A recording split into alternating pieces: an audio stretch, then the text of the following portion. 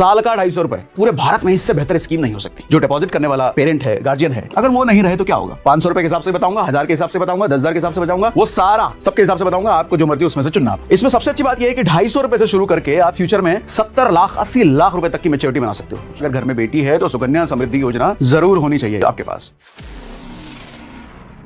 सुकन्या समृद्धि योजना, SSY कहते हैं इसको शॉर्ट में।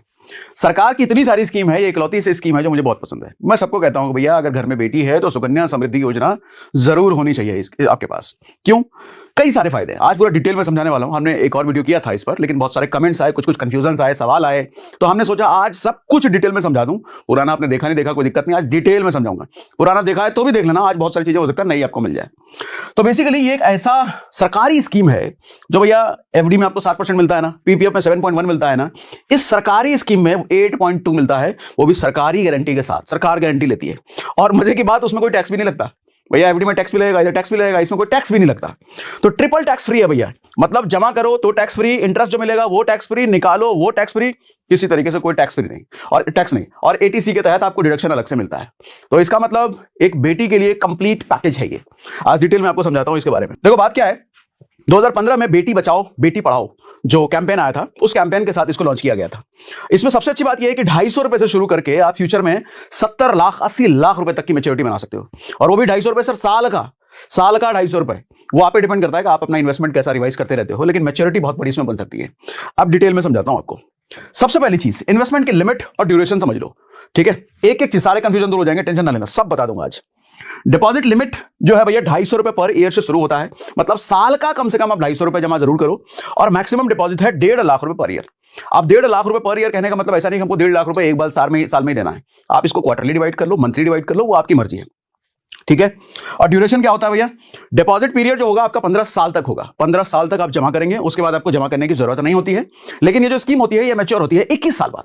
मतलब जब से शुरू किया है तब से 21 साल बाद। तो उस 21 साल के पीरियड में पहले 15 साल आप डिपॉजिट करोगे, बाकी के 6 साल आप डिपॉजिट नहीं करोगे। तो टोटल 21 साल तक स्कीम चलेगी। 15 साल आपका डिपॉजिट रहेगा, आगे का 6 साल डिपॉजिट नहीं होगा। वो पैसा जो जमा है उस पे इंटरेस्ट एक्यूमुलेट होता रहेगा, ठीक है? 15 साल के बाद अकाउंट चलता रहेगा और इंटरेस्ट आता रहेगा।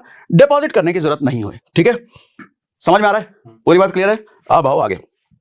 डिपॉजिट फ्रीक्वेंसी जैसा मैंने आपको बताया, सालाना कर लो, मंथली कर लो, क्वार्टरली कर लो, ये आपकी मर्जी है। बस 250 रुपए से 1.5 लाख के बीच ही होना चाहिए पर ईयर। अब इसको आप मंथली डिवाइड कर लो, जितना भी आपको करना हो। पेनल्टी अगर कभी मिस हो गया, कभी भूल गया, किसी महीने नहीं दे पाए तो बैंक की तरह 500 रुपए पर ईयर नहीं लगता आपका। यहां सिर्फ 50 रुपया पर ईयर, मात्र 50 रुपया। अगर कोई पेनल्टी, कोई आपका इंस्टॉलमेंट मिस हुआ तो इंस्टॉलमेंट काय को मिस करोगे, गलती से हो जाए, लेकिन जानबूझ के ना करना भैया, बेटी का सवाल है, बेटी के लिए कर रहे हो। इंटरेस्ट रेट जैसा मैंने शुरुआत में बोल दिया कि 8.2% पर एनम, सरकारी गारंटी के साथ। मतलब स्टॉक मार्केट कितना भी ऊपर नीचे हो जाए, दुनिया इधर से उधर कितना भी हो जाए, इंटरेस्ट रेट घट जाए, FD के इधर उधर कुछ भी हो जाए, ये नहीं बदलेगा। ये 8 पॉइंट पर एनम रहेगा। पहले ये कम था, पहले 7.6 था, अभी 8.2 कर दिया है सरकार ने इसको। और FD से तो भैया बहुत ज्यादा बेहतर है। FD से बहुत ज्यादा रिटर्न भी है और यहाँ टैक्स भी नहीं लगता है। FD में तो टैक्स भी लगता है। अच्छा एक बात और, RBI रेगुलेट करता है इसको। ये जो स्कीम है इसको रेगुलेट RBI करता है और समय समय पर रिवाइज भी करता रहता है इसको। रिस्क क्या है? जब बात सरकार की हो, जब गारंटी सरकार दे रही हो तो रिस्क बिल्कुल जीरो हो जाता है। गवर्नमेंट बैक्ड स्कीम है, सेफ है, स्टेबल है। मार्केट गिरे डाउन हो, आपको इससे कोई मतलब नहीं है भैया, आपका रिटर्न फिक्स है। सुकन्या समृद्धि योजना चलता रहेगा। अब ये समझो मैच्योरिटी पर कितना मिलेगा, कैलकुलेशन